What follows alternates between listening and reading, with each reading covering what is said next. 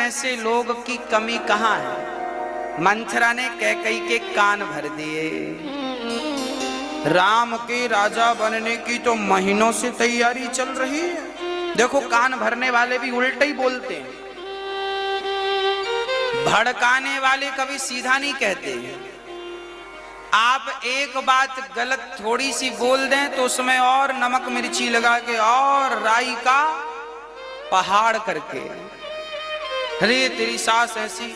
मंथरा ने कहा कैकई तुम सोती रहो, हाँ वो राम राजा बन जाएगा, महारानी कौशल्या बन जाएगी, फिर तुम कौशल्या के घर में साड़ी धुलना उसकी और पोंछा लगाना उसकी।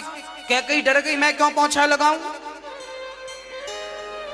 कुछ माताएं होती हैं काम करने से बड़ा डरती हैं।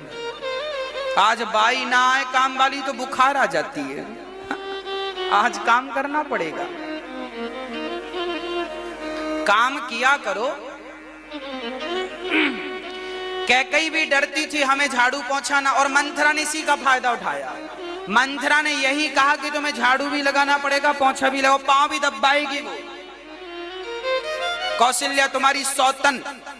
अब डर गई कैकई, अच्छा अच्छा अच्छा ऐसा करवाएगी, हाँ। और सौतन की दो चार कहानियां और सुना दी कि सुना उसके साथ ऐसा हुआ, उस सौतन के साथ कद्रू विनिता की कहानी सुना दी। हाँ भड़का दिया। कैकई बोली अब तुम बताओ, तुम हमारी गुरु हो। लो कैकई ने से गुरु बना लिया, लो उल्टा भड़का रही हो, गुरु कह रही है। आप भी कई बार ऐसी गलती करते हैं, जो आपका बुरा सोचता है आप उसी को अपना गुरु मान लेते हैं, उसी को अपना सब। आपके गुरु कौन, आपकी पड़ोसन आपकी गुरु बनी बैठी है। आजकल के नौजवान बच्चे अपने माँ बाप की नहीं सुनते, उनके फ्रेंड उनके गुरु बने बैठे हैं। आज गली गली में मंथरा डोल रही है, पहले तो एक ही थी केवल अयोध्या में, आज हर गली में दो चार मिल जाती है। हाँ जोड़ने वाले तो कम हैं, तोड़ने वाले बहुत हैं। मंथरा ने कैकई के कान भर दिए और कहा राम को वनवास भेज दो, नहीं तुम्हारा सत्यानाश हो जाएगा। कैकई ने बात मान ली। देखो जब आप गलत लोगों की बातें मानते हैं तो सत्यानाश हो जाता। कैकई ने मान लिया मंथरा की बात।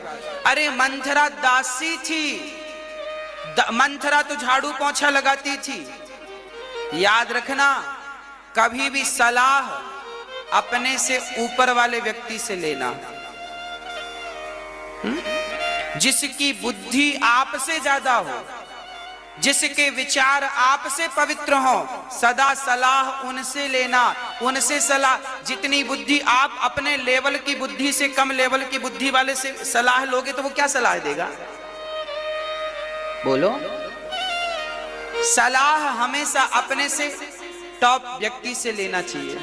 इसलिए गुरु होते हैं, गुरुजनों के पास जाइए, जो समझ में ना आए पूछिए, कैसे व्यापार करें, कैसे गृहस्थी चलाएं, कैसे इस काम को सफल बनाएं, गुरु प्रकाश डालेंगे। इसलिए हमारे यहाँ गुरु परंपरा चली आई है, गुरु परंपरा। सलाह कैकई ने मंथरा से लिया। लो कैकई महारानी थी और महारानी की दासी मंथरा थी। दासी से सलाह क्यों ले लिया कैकई ने?